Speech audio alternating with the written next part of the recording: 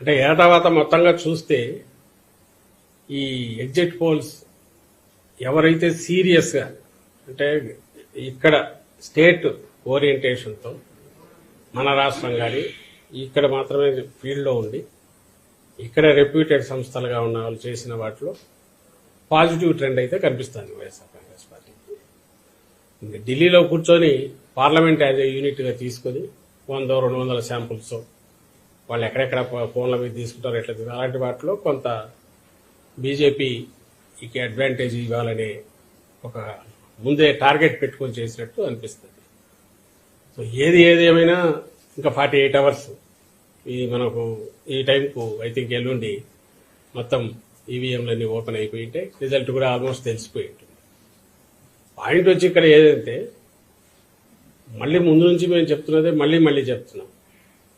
ఈ 5 ఏళ్లలో మా ప్రభుత్వం జగన్మోహన్ రెడ్డి గారి ప్రభుత్వం జగన్మోహన్ రెడ్డి గారు వ్యక్తిగతంగా ఆయన ఒక నాయకుడిగా ప్రజల్లోకి పార్టీని తీసుకెళ్లినంతగా కానీ లేదా ఒక కొత్త రకం విప్లవాత్మకమైన మార్పులు తీసుకురావడం కానీ వేటి ద్వారా అయితే పేదలందరూ కూడా బాగా లబ్ధి పొందారో ఆ లబ్ధితో ఆర్థికంగా వెసులుబాటే కాకుండా సాధికారత కూడా సాధించుకున్నారు.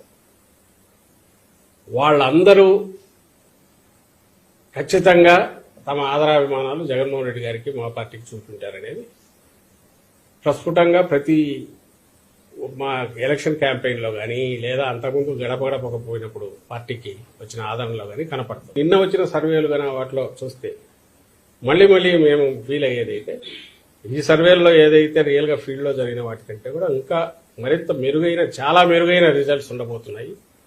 ల్యాండ్ స్లైడ్ ఇది ఉన్నా ఆశ్చర్యపోవాల్సిన అవసరం లేదు. మరి సైలెంట్ ఓటు వేరే ఊర్ల నుంచి వచ్చిన వాళ్ళు అయినా కూడా హైదరాబాద్ కానీ బెంగళూరు కానీ ఎక్కడికైనా బతుకు తెరువు కోసం పోయిన వాళ్ళు అయినా ఎవరైతే జగన్మోహన్ రెడ్డి గారి వల్ల కంటిన్యూస్ గా బెనిఫిట్ కావడమే కాదు అదే కంటిన్యూస్ గా బెనిఫిట్ కావడము దానివల్ల వాళ్ళ ఫ్యామిలీస్ అన్ని బాగుపడడం ఈయన ఉంటేనే మరింత మాకు మేలు జరుగుతుంది అని అనుకోవడం వల్లనే గతంలో ఎన్నడూ లేనంతగా వచ్చారు ఇక్కడికి.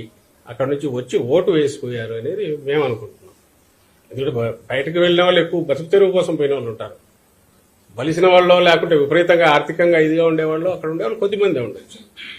అలాగే మహిళలు పేద మహిళలు వాళ్ళంతా వాయిస్ రైజ్ చేసి గట్టిగా అనకపోవచ్చు. వాళ్ళ ఓటు హక్కు ద్వారా వాళ్ళ ఓటు హక్కు వినియోగించుకోవడం ద్వారా ఆ తీర్పు ఇప్పటికే చెప్పి ఉంటారు. అది ఈవీఎంలో ఉంది కాబట్టి సేమ్ ది రిఫ్లెక్ట్ అవుతుంది రేపు కౌంటింగ్లో అనేది గట్టిగా నమ్ముతున్నాం. ఇంతగా ఎందుకు చెప్తున్నామంటే ఈ ఎగ్జిట్ పోల్స్ పేరుతో కన్ఫ్యూజన్ క్రియేట్ చేయడానికి చేసే ప్రయత్నం కానీ ద్వారా రేపు కౌంటింగ్లో కొంచెం ఏదైనా వాళ్ళకు పై చేసుకోవాలనే ప్రయత్నం చేసే కుట్రలు ఏమైనా పొందుతున్నారేమైనా అనుమానం ఉందని చెప్తున్నాము.